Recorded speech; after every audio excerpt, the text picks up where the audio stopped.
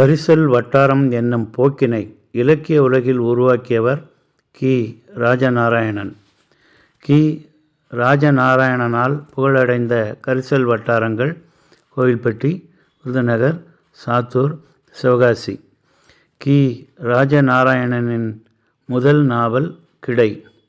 கிராமங்களில் நிகழும் சாதிய இறுக்கத்தினை பேசுவது கிடை. தெலுங்கு நாட்டிலிருந்து கரிசல் பகுதிக்கு குடியேறிய கம்மவார்களின் கதையினை நாட்டார் பாணியில் சொல்லுவது கோபல்ல கிராமம். இந்திய விடுதலை போராட்டத்தில் பங்கு கொண்ட நாயக்கர்களை பற்றிய கதை கோபல்ல கிராமத்து மக்கள். 1991 சாகித்ய அகாடமி பரிசு பெற்றவர் கி. ராஜநாராயணன். கி. ராஜநாராயணனின் சிறுவர் நாவல் பிஞ்சுகள். கரிசல் வட்டார விவசாய வாழ்வின் போராட்டத்தை பற்றியது கொத்தை பருத்தி. இந்திய விடுதலை போராட்டத்தில் கலந்து கொண்டு சிறை சென்ற அந்தமான் நாயக்கரின் வாழ்வினை சொல்வது அந்தமான் நாயக்கர்.